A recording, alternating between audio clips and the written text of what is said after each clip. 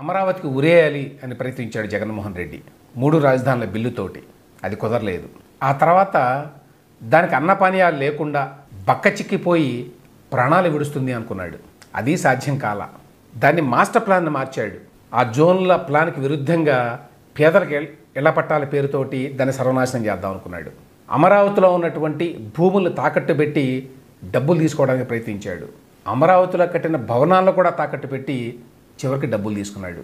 బ్యాంకుల నుంచి అప్పులు తీసుకున్నాడు. ఒకవైపున దాన్ని సర్వనాశనం చేస్తూనే మరొక వైపున దాన్ని కుదువబెట్టి దాన్ని తెగనమ్మి డబ్బులు చేసుకుందామని ప్రయత్నించాడు.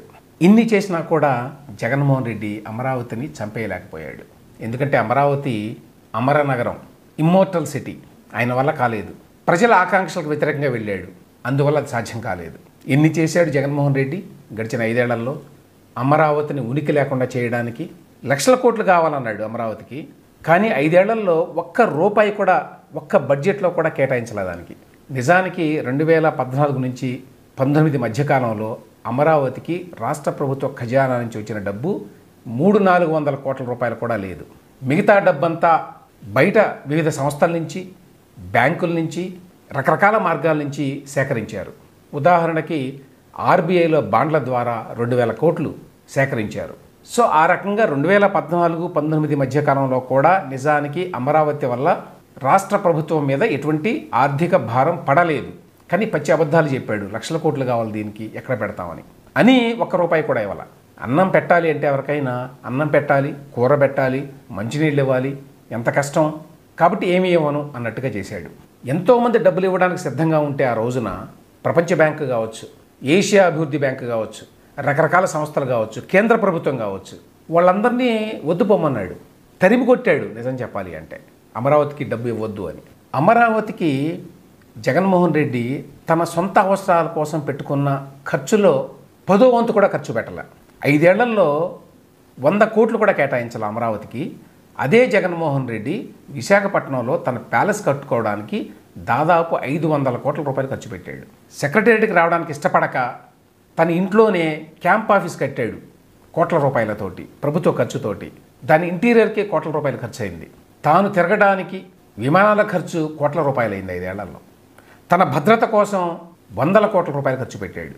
ఆ విధంగా తన సొంత అవసరాల కోసం 100 కోట్లు ఖర్చు పెట్టిన జగన్మోహన్ రెడ్డి రాష్ట్రానికి అవసరమైనటువంటి రాష్ట్ర రాజధాని అయిన అమరావతి కోసం 100 కోట్ల రూపాయలు కూడా ఖర్చు పెట్టాల. ఖర్చు పెట్టకపోగా అక్కడ ముళ్ళ కంపలు పెరిగేట్టుగా, పిచ్చి మొక్కలు పెరిగేట్టుగా, మనుషులు బతకటానికి వీల్లేని విధంగా దాన్ని తయారు చేయటానికి ఎనలేని కృషి చేశాడు. అతను ఎన్ని అబద్ధాలు చెప్పినా 2019 నాటికే అమరావతిలో ఆల్రెడీ సెక్రటేరియట్ ఉన్నది, అసెంబ్లీ ఉన్నది, హైకోర్టు ఉన్నది, ఎస్ఆర్ఎం యూనివర్సిటీ ఉన్నది, విఐటి యూనివర్సిటీ ఉన్నది. ఈ మధ్యకాలంలో అమృత యూనివర్సిటీ కూడా పూర్తయింది. సో ఇంత యాక్టివిటీ ఉన్నా కూడా అక్కడ ప్రతిరోజు కొన్ని వేల మంది ఆ ప్రాంతానికి చదువుకోవడానికో పనిచేయడానికో వెళ్తుంటే కనీస సౌకర్యాలు కల్పించాల. చివరికి హైకోర్టుకి వెళ్ళడానికి కూడా సరైనటువంటి మార్గం లేదు. ఆ రకమైన పరిస్థితులు కల్పించాడు. అమరావతిని ఉపయోగించుకొని రాష్ట్రాన్ని విడదీయాలి, రాజకీయం చేయాలి, కులాల మధ్య చిచ్చు పెట్టాలి. ఇట్లాంటి ప్రయత్నాలు మాత్రం పూర్తిగా చేశాడు, పూర్తి స్థాయిలో చేశాడు. ఎన్ని అబద్ధాలు చెప్పాడు, ఎంత విష ప్రచారం చేశాడు. అది కమ్మవాళ్ళ రాజధాని అన్నాడు. వాస్తవాలు ఏమిటి అంటే అక్కడ దళితులు, బీసీలు కలిపి 67% మంది ఉన్నారు. భూములన్నీ కమ్మవాళ్ళవే అన్నాడు. భూములు కమ్మవాళ్ళకి ఎక్కువగా ఉన్నమాట వాస్తవం. కానీ భూములు ఇచ్చిన వాళ్ళల్లో అన్ని కులాల వాళ్ళు ఉన్నారు. నిజానికి భూములు ఇచ్చిన వాళ్ళల్లో దళితుల సంఖ్య ఎక్కువ. అంతా ధనిక రైతులే ఎక్కడ అన్నాడు. పచ్చి అబద్ధం.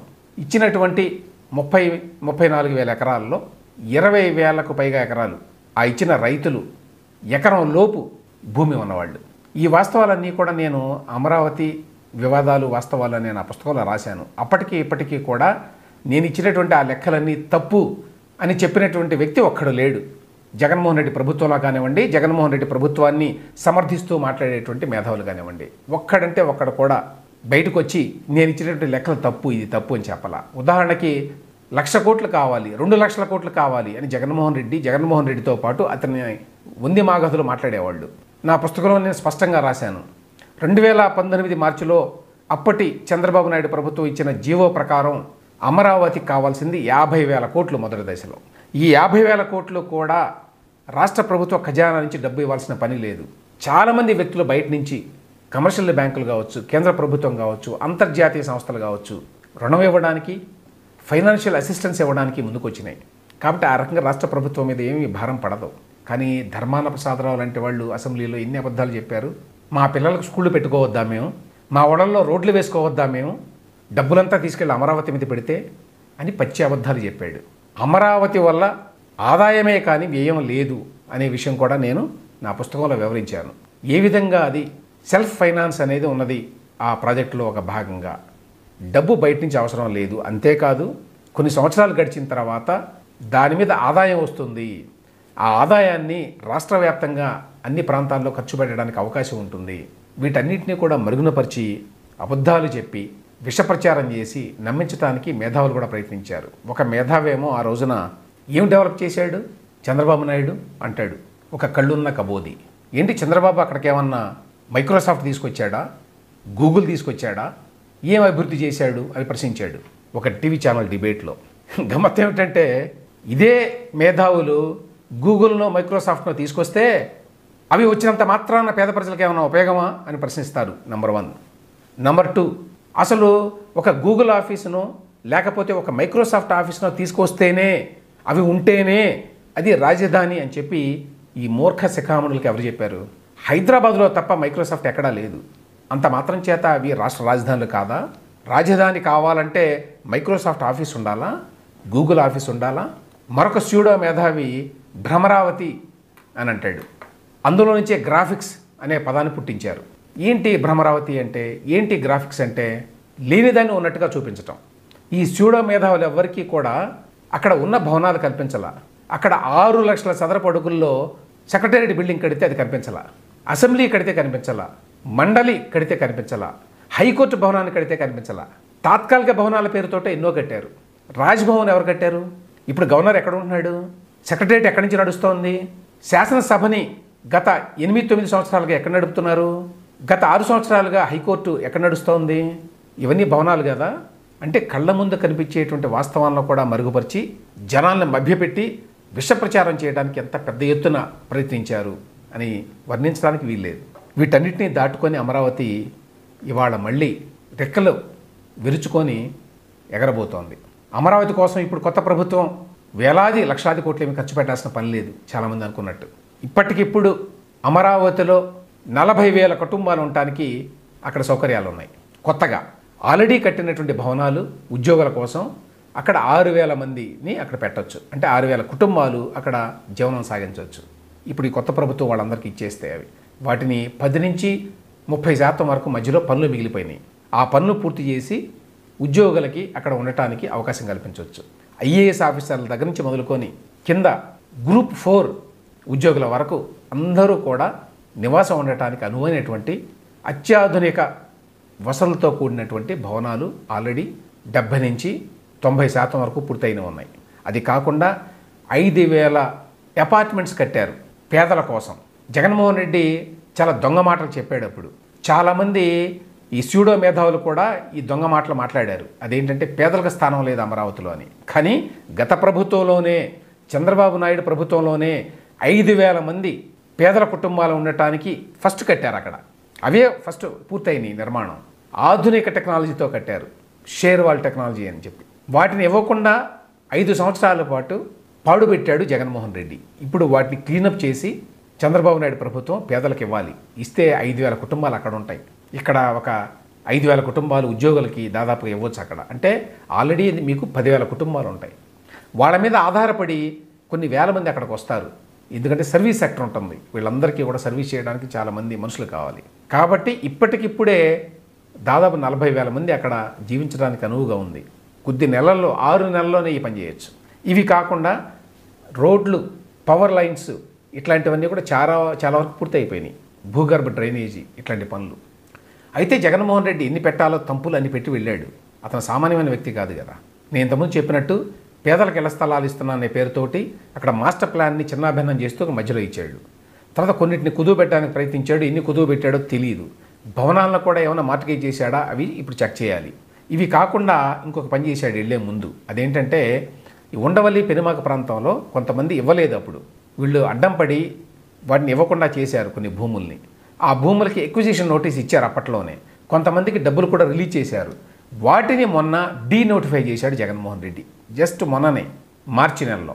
సో ఇప్పుడు మళ్ళీ ఆ డీనోటిఫై చేసిన దాన్ని మళ్ళీ విత్డ్రా చేయాలి. అదొక పెద్ద పని. ఎందుకంటే ఈ రోడ్లు వీటికి మధ్యలో ఉన్నాయి అవి, ఆ పొలాలు. అవి లేకుండా మీరు అమరావతి నిర్మాణం పూర్తి కాదు. ఛాలెంజెస్ లేవా అంటే చాలా ఉన్నాయి ఛాలెంజెస్. సింగపూర్ దగ్గర నుంచి, వరల్డ్ బ్యాంక్ దగ్గర నుంచి, ఆసియా అభివృద్ధి బ్యాంక్ దగ్గర నుంచి ఎంతోమందిని భయపెట్టారు జగన్మోహన్ రెడ్డి ప్రభుత్వం. వాళ్ళ నిర్వాహకం వల్ల, వాళ్ళ దురుసు ప్రవర్తన వల్ల వాళ్ళందరూ వెనక్కి వెళ్ళిపోయారు. వాళ్ళందరినీ కన్విన్స్ చేసి ఈరోజు మళ్ళీ తీసుకురావాలి అంటే అది మామూలు విషయం కాదు. ఎంతో నమ్మకం, ఎంతో విశ్వాసం ఉన్నా కూడా కొత్త కొత్త ప్రభుత్వాలు వచ్చి ఇట్లా అడ్డమైన నిర్ణయాలు తీసుకుంటే ఎట్లా చేయాలి? వేల కోట్ల రూపాయలు పెట్టుబడి పెట్టేవాళ్ళు ఇవన్నీ చూస్తారు కదా. అమరావతిలో ఆదాయం వస్తుంది, ఆ ఆదాయం నుంచి మీకు మేము పే చేస్తామని చెప్పి ఆ రోజున చంద్రబాబు నాయుడు ప్రభుత్వం చెప్తే నమ్మారు వాళ్ళు. జగన్మోహన్ రెడ్డి వచ్చి సర్వనాశనం చేశాడు దాన్ని. ఇప్పుడు మళ్ళీ వాళ్ళని కన్విన్స్ చేయాలి. అయితే అదృష్టవశాత్తు చంద్రబాబు నాయుడికి అలాగే కూటమికి పెద్ద ఎత్తున మెజారిటీ వచ్చింది. దానివల్ల కొంత ధైర్యం, స్థైర్యం వచ్చేటువంటి అవకాశం ఉంటుంది ఇన్వెస్టర్స్లో. ఆ రకంగా అమరావతిలో పెట్టుబడులు పెట్టడానికి వాళ్ళు ముందు రావచ్చు. ఎందుకంటే ప్రభుత్వం తన సొంత ఖజానా నుంచి డబ్బులు పెట్టేటువంటి పరిస్థితిలో లేదు ఇవాళ, అది వాస్తవం. అసలు ముందు నుంచి కూడా పెద్ద ఎత్తున రాష్ట్ర ఖజానా నుంచి డబ్బులు పెట్టాలని చెప్పి అనుకోలేదు. అయితే అప్పుడు బయట నుంచి డబ్బులు పెట్టడానికి చాలామంది రెడీగా ఉన్నారు.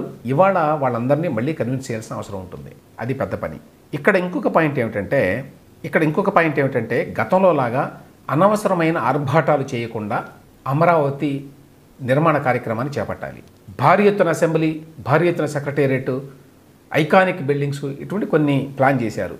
అవి వద్దు అని అనాల్సిన అవసరం లేదు. కానీ ప్రయారిటీ వాటికి కాదు. ప్రయారిటీ ఇవాళ ఫంక్షనల్ క్యాపిటల్ పెట్టడం. ఒక రాజధానిగా పూర్తి స్థాయిలో ఫంక్షన్ చేయాలంటే ఏమేమి అవసరమో వాటిని ఏర్పాటు చేసుకోవటం. దాంతోపాటు పేదలకి ఇప్పుడు ఏ విధంగానైతే 5,000 ఇళ్ళు కట్టారో దిగువ మధ్యతరగతికి ఉండాలి. ఆ తర్వాత వివిధ ప్రాంతాల నుంచి ప్రజలు వచ్చేట్టుగా ఆకర్షించాలి. ఇది ఒక్క ఆ మధ్య కోస్తా ప్రాంతానికే పరిమితం అనేటువంటి అభిప్రాయం కలగకుండా రాయలసీమ నుంచి, ఉత్తరాంధ్ర నుంచి కూడా ఆసక్తి ఉన్న వాళ్ళు వచ్చి అమరావతిలో స్థిరపడడానికి తగిన వాతావరణం కల్పించాల్సిన బాధ్యత కూడా చంద్రబాబు నాయుడు గారి ప్రభుత్వం మీద ఉంటుంది. ఇది రాష్ట్రం మొత్తానికి రాజధాని అనేటువంటి భావన కల్పించాలి. సో అనవసరమైనటువంటి ఆర్భాటాలకు పోకుండా ముందు ఫంక్షనల్గా ఏవైతే అవసరమో వాటి మీద దృష్టి పెట్టాలి. గతంలో లాగా ఏళ్ళు పూళ్ళు టైం తీసుకోకుండా త్వరగా అవసరమైనటువంటి చిన్న చిన్న పనులు ముందు పూర్తి చేయాలి. దాదాపు అన్నీ ఉన్నాయి వసతులు. చివరికి CRDA బిల్డింగ్ కూడా ఉన్నది అక్కడ. దాన్ని కూడా సగంలో వదిలేశారు. అక్కడ ఇప్పుడు లేనిదేమీ లేదు. చాలామంది ఆశ్చర్యపోతారు. నిన్న మొన్న జగన్మోహన్ రెడ్డి గారి మీటింగులు చూస్తున్నారు. ఆ మీటింగులు ఎక్కడ జరుగుతున్నాయి? కాన్ఫరెన్స్ హాల్లో జరుగుతున్నాయి. ఏంటి ఈ కాన్ఫరెన్స్ హాల్? ఆయన ముఖ్యమంత్రిగా ఉండగా కూడా ఇదే కాన్ఫరెన్స్ హాల్లో ఉన్నాడు కదా అని అనుకున్నారు చాలామంది. అదేమిటంటే ఆయన ఇంటి పక్కనే క్యాంప్ ఆఫీస్ కట్టుకొని అందులోనే కాన్ఫరెన్స్ హాల్ అన్నీ పెట్టుకున్నాడు. అది ప్రభుత్వ ధనంతో కట్టారు. ఆయన సెక్రటేరియట్కి వచ్చి సెక్రటేరియట్లో ఉన్నటువంటి కాన్ఫరెన్స్ హాల్లో మీటింగ్లు పెట్టాల. సెక్రటేరియట్లో ఉన్నటువంటి ముఖ్యమంత్రి ఆఫీస్లో కూర్చోాలా. 5 ఏళ్లలో ఒక్కనాడు కూడా. ఎంత అవమానించాడో చూడండి రాష్ట్రాన్ని అతను. ఒక ఫ్యాక్షన్ లీడర్ అంటే, ఒక పాలెగాడు అంటే, ఒక నియంత అంటే ఇదే అర్థం. తన ఇంట్లోనే ఉండి ప్రభుత్వాన్ని నడిపాడు. తన ఇంటి నుంచే ప్రభుత్వాన్ని నడిపాడు. చచ్చినట్టు అందరూ ఇంటికి వెళ్ళాల్సిందే. ఇప్పుడు ఎక్కడైతే తన ఎమ్మెల్సీలతోటి, తన పార్టీ నాయకులతోటి, తన పార్టీ ఎంపీలతోటి మీటింగ్లు పెట్టాడో గత 3 రోజుల నుంచి, ఆ కాన్ఫరెన్స్ హాలు అది అతని క్యాంప్ ఆఫీసులో ఇంట్లోనే ఉన్నది. దాన్ని ప్రభుత్వ ధనంతో కోట్లాది రూపాయలు ఖర్చు పెట్టి కట్టారు. ఇప్పుడు మళ్ళీ సెక్రటేరియట్లో చంద్రబాబు నాయుడు గారు రావడం ప్రారంభించాడు. సెక్రటేరియట్కి కళ వచ్చింది, అమరావతికి కళ వచ్చింది. అయితే దాన్ని నేను ఇంతకుముందు చెప్పినట్టు ఆర్భాటాలు లేకుండా చూడాలి ఒకటి. రెండవది, అప్పుడే వార్తలు వస్తున్నాయి ఏమని, రియల్ ఎస్టేట్ బ్రహ్మాండంగా పెరుగుతోంది అమరావతిలో, కోట్ల రూపాయలు, ఎకరం ఇన్ని కోట్లు అన్ని కోట్లు అని. ఈ రకమైన రియల్ ఎస్టేట్ స్పెక్యులేషన్ ఎంకరేజ్ చేయకుండా చూసుకోవాల్సిన బాధ్యత కూడా ఇవాళ ఈ ప్రభుత్వం మీద ఉన్నది. ఈ రకమైన రియల్ ఎస్టేట్ స్పెక్యులేషన్ మూలంగానే గతంలో అమరావతికి చాలా చెడ్డ పేరు వచ్చింది. మీకు చెడ్డ పేరు వచ్చింది ప్రభుత్వంగా, పార్టీగా. ఆ విషయాన్ని తెలుగుదేశం పార్టీ, ఈ ప్రభుత్వము కూడా గుర్తుంచుకోవాలి. అందువల్ల సాధ్యమైనంత వరకు ఈ రియల్ ఎస్టేట్ స్పెక్యులేషన్ పెరగకుండా కంట్రోల్ చేయాల్సిన బాధ్యత కూడా వీళ్ళదే. సామాన్యులకు అందుబాటులో లేకుండా అమాంతంగా అక్కడ అన్ని రేట్లు పెంచి కూర్చొని ఇది అక్కడ ఉన్నటువంటి కొంతమంది కోసమే ఉన్నది రాజధాని అనేటువంటి అభిప్రాయాన్ని కల్పించకుండా ఉండాల్సిన బాధ్యత కూడా చంద్రబాబు నాయుడు గారి మీదే ఉన్నది. చివరిగా ఇక్కడ ఒక పాయింట్ ఏమిటంటే, సుప్రీంకోర్టులో కేసు ఉన్నది అమరావతి మీద, అందరికీ తెలుసు. ఇమ్మీడియట్గా రాష్ట్ర ప్రభుత్వం ఆ కేసును విత్డ్రా చేసుకోవాలి. అది రాష్ట్ర ప్రభుత్వం వెర్సెస్ అమరావతి రైతులు. 3 రాజధానులు అనేటువంటి ప్రపోజల్ మేము విత్డ్రా చేసేసాము, అటువంటి ప్రపోజలే లేదు, అమరావతి మాత్రమే క్యాపిటల్ అని చెప్పి అర్జెంటుగా ఎఫిడవిట్ వేయాలి కోర్టులో. ఆ కోర్టులో ఉన్నటువంటి ఆ కేసును విత్డ్రా చేసుకోవాలి ఒకటి. రెండవది, ఎప్పటికైనా సరే అమరావతి అనేది దానికి పొలిటికల్ సొల్యూషన్ మాత్రమే ఉంటుంది.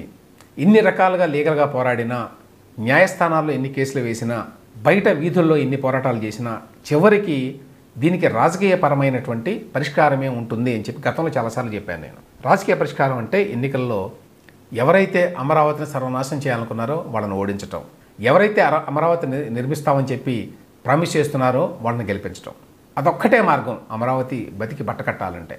అదే జరిగింది ఇవాళ. అందువల్ల ఇప్పటికి న్యాయస్థానాలు అవసరం లేదు, రోడ్ల మీద పడి ఉద్యమాలు చేయాల్సిన అవసరం లేదు. ఆ పొలిటికల్ సొల్యూషన్ వచ్చింది ఇవాళ. సో మన సమాజంలో ఉండేటువంటి చాలా సమస్యలకు పరిష్కారం రాజకీయ పరిష్కారమే. ఓటు ద్వారానే వీటన్నిటిని సాధించగలరు.